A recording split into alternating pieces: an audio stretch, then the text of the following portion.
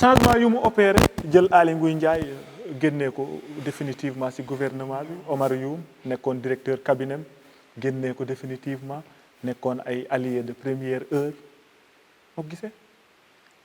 mais comme je te dis Macky Sall c'est un entraîneur de football. mais reconnaissance politique. ba ci lan. reconnaissance politique. mais tu penses que. koo xam ne yéen a àndoon démb ak barke démb di wut nguur bu am nguur nga génnee leen bi nga demee ba jëkku.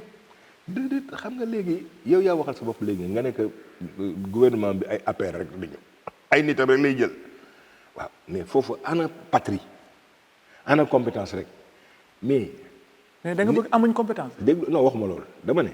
wax naa la sànq lu tax Aly Ngouille Ndiaye génn mais ñaareel ba 16 millions de Sénégalais. Aly Ngouille moom dafa d'accord ak poste bi ñu ko loolu la ñëpp. non enfin man dama ne. 16 millions de Sénégalais. entraîneur de football bi war a jël 11 joueurs. mais loin de cette stratégie. non déglu ma nañ dem ci réalité terrain politique bi. monsieur Cissé moom laa lay wax yow xam naa ko bëgg a football nga. non dama lay wax ne la gaa moom mais dama lay wax ne la.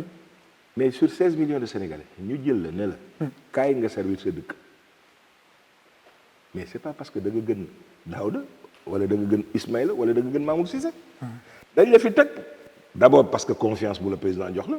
mais ensuite. mais ni Gaston Michel Debré daan wax nee na fonction bi ëpp solo bi nga xam ne moo gën a yàgg ci fonction ministérielle mooy ñu lay tuddee ancien ministre mais du ci sa ndey du sa baay du héritage. benn moment dañ la fay teg pour nga jouer un rôle soo ko paree nga dem beneen station ñu jël keneen teg ko fa pourquoi un président de la République war a am état d'âme par rapport à des fonctions gouvernementales non. il voit parce que président de la République. ànd nga moom logique bu mu jël. il faut que nga xam ne damay wax leen. j'ai exercé aussi des fonctions très importantes dans ce pays. Oui. Le président de la République est l'homme le plus renseigné et le plus tueuté du Sénégal. xam na lépp ci yow. kon su la jëlee teg la fi à un moment te dafa am rôle boo war a jouer. soo ko jouer ba pare moom en fonction de li mu denc yëpp bagage ci lay génnewaat yenn instrument ne donc kii léegi c'est bon consensus bi ñu am Aly Ngouille kii koy remplacer bon xëy na Aly Ngouille est en marge de la République pour autre chose qu'il doit faire il faut pas qu'on personnalise l'affaire son ancien directeur de cabinet rakam la xaritam la xamuloo ëllëg je ne suis pas là pour justifier quoi que ce soit mais am na xëy na lenn moom fi mu toll ak li tax mu def tel ou tel changement moo ko xam. ñi fi amoon ambition politique yëpp génnee na leen. mais dama ne ñooñu tam nañu am fulla ku am ambition da nga koy déclarer dem defi li ngay def on ne peut pas vouloir le beurre et l'argent du beurre naxante boobu laa wax ne man d'accord uma ko ci politique éthique la. mais yow tu penses que waa ji yaa ko mën wala boog li nga yéene Sénégal bëgg nga ko wane ko. ci gouvernement nga nekk démission ne ko président. nga jàpp ne ñooñu waruñu woon xaar sax ñu leen di génne ci très bien gouvernement ñu génn man de su ma amoon ambition. mu leer mais du ma ci dugg Abdoulaye Wade loolu la mos wane. kon su ma duggee ci yëf yi ba yeewu suba teel gis ne que man léegi kat dama am ay ambition pour remplacer la yow. dana am défense su ñëw seet si ne le président man dama bëgg nekk en marche de la République kat. dama bëgg jël année sabbatique dem xoolaat sama bopp. de façon élégante. mais mënul leen def ni mu def moom dem wëri Sénégal bi. moom dañ ko dàq mu soog a wëri. ah waaw mais. donc dafa bëgg a féyeeku dàq ñooñu. non xam nga encore une fois man gisewuma affaire bi noonu. li ma gis te dafa bokk ci li war a tey bokk ci li ñuy permettre ñu changer suñu politique. mu am ay convictions. ça n'a rien à voir avec les changements qu'il faut dafa am benn chanteur français Jacques Brel la def daal nee na mourir pour désirer d'accord mais de mort lente c'est-à-dire yow suba teel foog ne que dara du évoluer ci àdduna naxaate la wala naïveté la sax quelque part. D'accord. man du ma idéaliste. D'accord. moi je suis un réaliste. D'accord. donc noonu lay inscrire ma. D'accord si changement yooyu Aminata Touré si la bokk nan nga gisee posture am fu mu nekk nii. Aminata. je respecte son point de vue encore une fois maa ngi koy jaale yaayam bi génn àdduna parce que j'avais pas eu l'occasion de le lui présenter carrément nii maintenant li ma wax ci ñeneen ñi lay wax elle joue un rôle à un moment l'entraîneur a pensé et a jugé nécessaire de la remplacer man noonu laa ko gisee. posture ci biir loolu. li may ñaan et on gagnerait à le faire amul invective amul saaga am na ay ministres yu ñu génn ma dégg ñu wax woy seen base woy bu leen bouger non non non ay menaces yu ñàkk fayda yu li ci président dépassé na ko Sénégal dépassé nañ ko. ça ne passe man pas nga bëgg a wax. ça ne passe pas. et les menaces yi ñuy. non da ngay am grandeur xam nga kat moom a sonal mooy ki ma yëg ki ma yëgul faale wu ma la.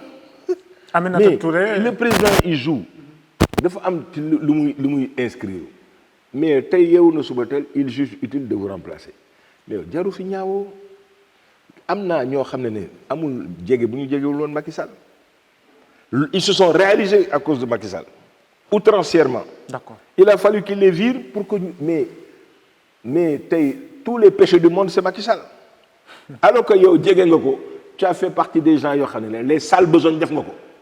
Ah bon?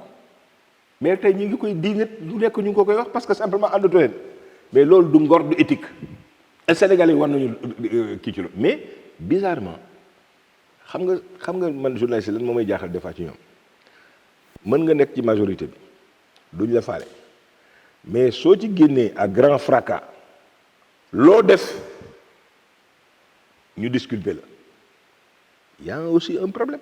Le terrain waa ji il a arrive cautionné à durant 5 ans 7 ans mais une politique yeewu suba teel parce que nekkutu ci di saaga di dingat ñu def ko star ana ngor ak éthique ak morale ci loolu. donc da nga bëgg ne àndut ak éthique si lu muy déedéet loolu àndul ak éthique. ah bon? bëgguma suma sœur boobu bokk ci loolu am na ñoo xam ne xëy na loolu jig na leen mais moom loolu dafa am fu ñu ko teg et j'espère que du joué ji mukk loolu boobu et gisuguma tey mu pose acte yu mel noonu yaakaaruma dina ci dem. bokk na si question yu mu soulevé mooy question 3e mandat. nee na Macky ñaar kese cote def na benn moo ngi defaat beneen partagé nga avis. ça n'engage qu'elle. Ah bon? Ah oui. mais yow tamit am nga ay avis chef de parti nga. déggul ma wax la. l'heure wax da nga ma poser question. loo xamante ni tey. xam nga da nga poser question. oui dama lay tontu. demal. gis nga loolu. Macky Sall ñaar lay def wala ñett. Il y a un juge constitutionnel. est-ce que war nañ xaar ba yeggi foofu. mais pourquoi pas. constitution bi réglé wu ko déglu ma déjà wax la lan. article 7 bu constitution non bi réglé wu ko. dama la wax leen. nul ne peut faire. ma ne pour le cas d'espèce c'est pas vrai et ça ne se pose pas comme ça. Ah oui constitutionnel. non ban constitution au contraire. interprétation bi nga ci am la parce que dama la wax leen. président Abdoulaye Wade 3e mandat bi am na ñu taxawoon opposition oui amul droit du ko def le juge constitutionnel a dit qu'il avait droit à un 3e mandat il est allé à son 3e mandat. il est parti il a échoué. C'est tant mieux mais il est parti parce que c'est le juge constitutionnel qui est le seul habilité à dire ndax lii war na. avec toutes les contestations que ça a donné. non dama ne pour le cas d'espèce il ne sert à rien fi mu nekk depuis le sur loo xam ne ay interprétation la parce que constitutionnel si ñu ngi ci déglu naa Babacar Gueye constitutionnaliste dégg naa un avocat au barreau de Paris dégg naa un membre de l'opposition sénégalaise di wax j'ai ma propre lecture de tout ça. sa lecture lan la.